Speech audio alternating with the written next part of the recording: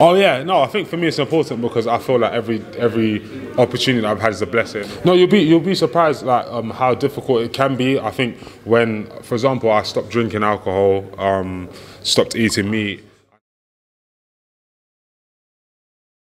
In and out.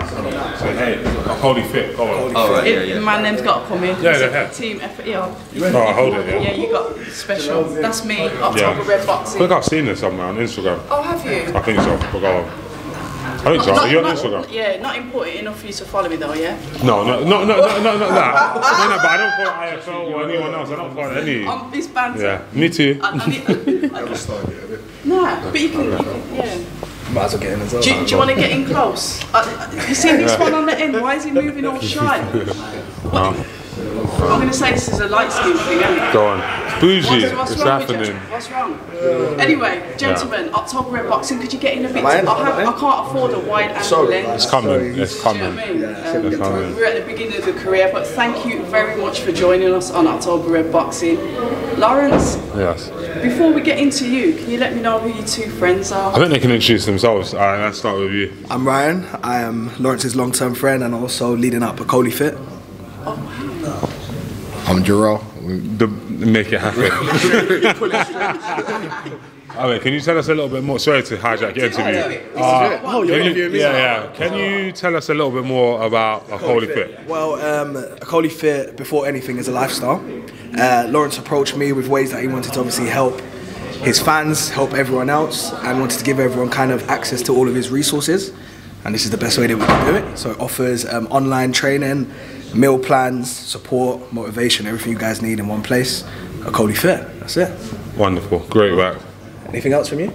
No, obviously you also get the one-to-one support from myself, and also we're now incorporating for group sessions where we'll all be getting together, doing a bit of pad work, doing a bit of First one is next week Saturday. Next week Saturday, yeah.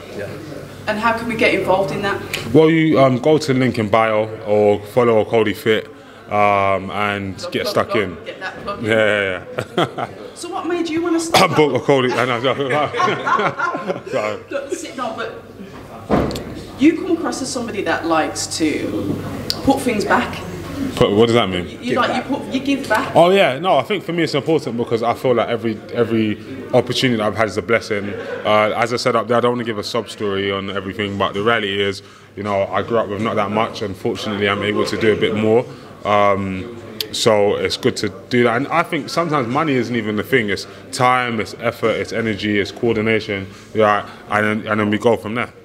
One of the things that you spoke about when you was at the top table was mindset. Yeah. And that is sort of like what you're doing here with the Okolie Fit. Yeah. It's pushing back into the community to say, like you said, sometimes it's just about getting into that right mindset to be able to do this, to be able to keep fit, eat healthy, because it has a knock-on effect on your day-to-day life. That's it, and that's correct. And for me, I feel like mindset is the only difference that I had from becoming a world champion and not. I was the same person early on, didn't have the right mindset, switched. And then all of a sudden, you know, I started doing my training, doing my diets. Even in terms of pushing yourself in training, you know, or in a fight. I have to fight in front of tens of thousands of people with, the world at my feet if I win, and then getting kicked in the, arse if I lose. So there's all the pressure in the world, but you have to have the right mindset and say, what will be, will be. I've put the hard work in, and I'm just going to go in there and execute. So you talk about, like the pressures that's there, and you had to switch. What made you switch to say, you know what, I've got to step my game up? I think it's having friends that are positive and hard work. And I looked at Ryan. Ryan was a high-level rugby player. And then he took it, and then obviously I've got other friends around who do various other stuff. So now I've got to this position. I look around and I'm still motivated by them. Me and Ryan live together. Me and some of my other close friends, we all live together, and everything that I'm doing, they're motivated by it, and everything they're doing, I'm motivated by it. And I feel like before I ever picked up a pair of gloves, these were the same friends who I was looking at Ryan with his short shorts, whatever, doing it. That's what they do in it, like with his short shorts, going to rugby and whatever else, to rugby, and then and so on and so forth. And I've got juror that was over there, the ghost. The man that makes it happen, but him running his own security business, top flight security, keeping us all safe. And I look and I see these guys pushing on to do stuff in their own lives, and I'm thinking, wait, hold on, where's Mike? Like, let me do something. So then I started boxing, and fortunately, it paid off. You know what? I like that because it's like you surrounded yourself, early on in your life, you chose friends that always had that mindset to be like entrepreneurs, do something with themselves, and then that pushes you to make you then in turn think, you know what, I need to do something as well. No, you'll be surprised like how difficult it can be. I think when, for example, I stopped drinking alcohol, stopped eating meat, and I've had certain friendship groups that are not the close one. A drink, come on, camp, just the one. Or if I wanted to bring women, friends back places, I've got some friends that we can carry that conversation on another time. No, but what I'm saying is that they would be the ones to say, no, hey, you got a fight coming up, stop. Discipline. So they hold me accountable, I hold them accountable, and then we all grow from there. Okay, you're intelligent. I like that. That is funny. Yeah, I like that. The book. What inspired you to write that? Like this, I get what you're saying. Everyone falls back. His backstory. You're going to talk about how tough it was. People like ourselves, that's just normal. We come through. We've got that natural fighting mindset anyway. But what inspired you then to write the book? To be fair, it was initially I did an interview and I, told a bit of my story and the changes in mindset. And then I was approached, you should write a book. And initially I was like, no, I haven't won a world title, so I haven't done anything to merit a book. But then the woman, Fern Cotton, who kind of got it over the line, she just said to me, how would your younger self have felt knowing that someone like him could go on and do just what you've done now? I obviously have aspirations of unifications and whatever, but even before that, she said to change your life around fitness-wise, change your life around motivation-wise and pushing yourself, it's something that needs to be spoken about. So that was really the motivation behind that, and I just thought about my younger, chubby self who Ryan used to bully. Who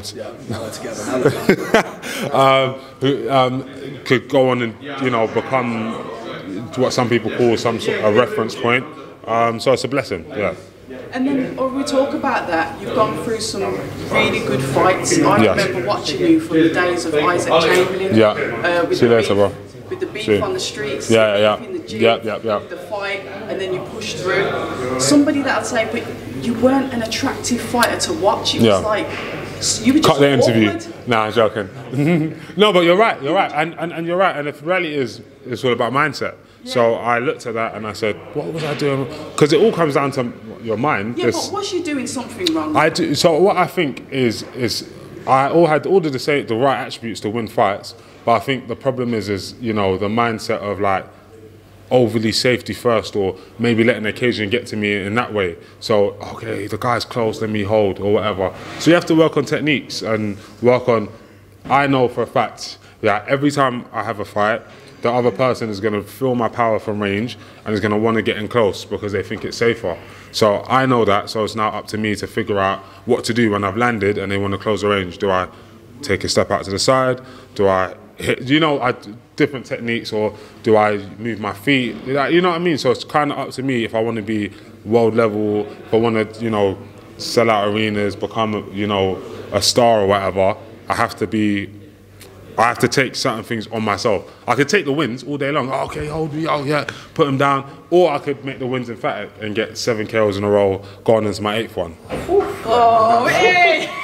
This, you're not supposed to make me laugh, you're supposed to be serious. No, but I like it though, because you've done really well under, Shane. You see that improvement. My favourite fight of yours is the one with Glowacki. Okay, nice. I like the blueprint. We saw IQ in there. We saw you looking for I watched that, and then with the backhand, it was beautiful. It was beautiful to watch. Yes. Keep saying it also. You got short attention span. No, I'm with you. But as you said, my attention span is amazing, because to pay attention to detail in rings and pick up little nuances and little movement patterns, and you know, I have to be super switched on. But that's probably one of my favourite performances.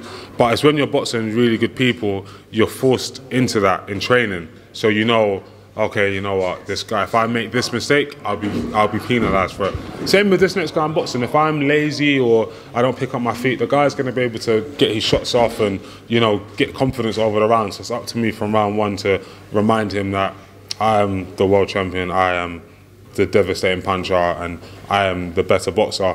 And that's what's going to happen. And you can do that with your presence before you even walk in the ring, because he is, besides that, he's an experienced fighter. He's fought, is it Duradolo? Sorry, I'm terrible with names.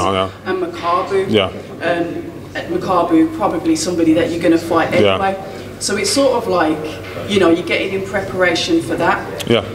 How do you think then, you've mentioned that he's got IQ, you mentioned that he's technically sound.